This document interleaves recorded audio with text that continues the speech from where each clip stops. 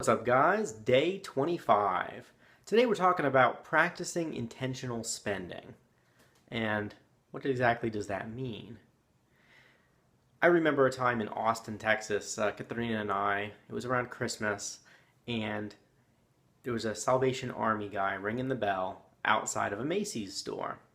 And Katharina and I, we walked into Macy's, and as we walked in, we dropped some change in the bucket. And about an hour later, we walked out and we said hello to the Salvation Army guy. And he said, "You didn't buy anything. You must be so disciplined.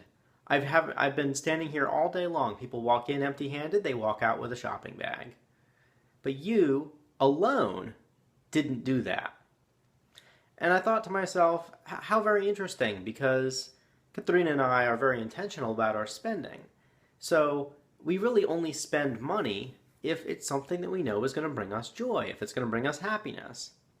When we walked into Macy's that day, we saw some stuff that was neat or nice, but it wasn't enough to really get us to whip out our wallet. Nothing jumped off the rack and into our shopping cart. So because of that, we didn't buy anything. When we talked to this guy, it really drove home to me the fact that most people are really unconscious about their spending.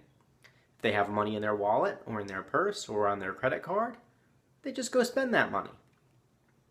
But I'm telling you that the way to have the stuff that you really want in life is to make sure that you're only spending money on the things that matter to you. Because there's lots and lots of stuff to spend money on, and there's many advertising messages trying to convince you to spend money.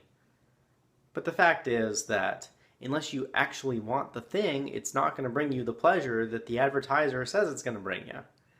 So when you walk into a store and you're spending money just because it's convenient, or just because it's tradition, or because you feel guilty for walking into a store and not buying anything, you're really perpetuating a negative pattern that is resulting in having less money to use to buy the things that you really want.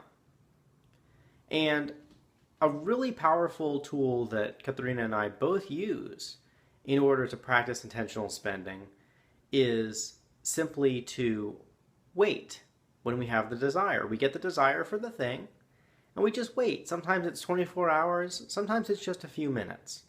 And we really ask ourselves, is spending this money right now going to bring us the pleasure that we seek? Is buying this thing right now going to give us the result that we want? And often, not really. Often it doesn't. Sometimes it does. And when it does, we buy the thing. And so we only ever end up with stuff that we actually want, stuff that brings us happiness. Because isn't that the whole point? Isn't that the whole point of having money? Is to be able to spend it on stuff that makes you happy? There's only two ways to spend it: stuff that makes you happy and stuff that doesn't make you happy. And by being intentional about what you're spending money on and being very mindful of what you're spending money on, you can drastically improve your relationship with spending.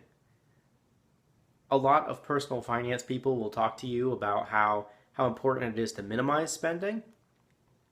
I think it's important to minimize unnecessary spending. I think it's important to minimize spending that doesn't bring happiness and maximize spending that does bring happiness, because really that's what we're going for here. And no matter what, if you're spending money on something that isn't bringing you the fulfillment that you're looking for, it's just going to cause misery, and it's no fun. So that's what I have for today: intentional spending. And the way to be intentional about spending is simply to wait a little bit of time between when your brain says, "I want it, I want it, I want it," to when you whip out your wallet and buy it. All right, talk to you guys tomorrow.